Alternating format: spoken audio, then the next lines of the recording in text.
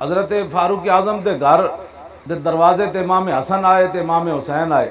इतनी देर बाद अब्दुल्ला बिन उमर आ गए। उन्हें दस्तक दी, गुलाम आया। उन्हें कहा जी जाके दसो अब्दुल्ला बिन उमर आए, थोड़े पुत्र आए। फरमाया अब्दुल्ला बिन उमर को इजाजत नहीं है घर आने की। जब एक गल सुनी तो इमाम हसन ते हुसैन भी वापस चले गए।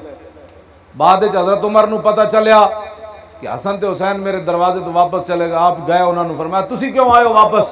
उन्हें कहा जी पुत्र नूं इजाजत नहीं मिली तो ऐसा फिर क्या सानू किथों लभनी? हजरत उमर पगड़ी उतार दी अपने सिर तो। उन्हें कहा जनाब तुसी घर दी मेरी गल्लां करदे हो, साडे सिरां दे वाल भी तुहाडी वजह तो मर। जे दीन नहीं पढ़िया तो फिर पढ़ो। तारीख लब्बैक या रसूल अल्लाह की यही तो कामयाबी है कि हम जब आले बैत की बात करते हैं तो फिर भी हद कर देते हैं, सहाबा की गल करिए तो फिर भी हद कर देते हैं। साढ़े अंदर कोड कोई नहीं, साढ़े अंदर कोड कोई नहीं। हाँ, दिल बमाबूबे हिजाजी बस्तयम जी जहत बयगदगर पैवस्तयम।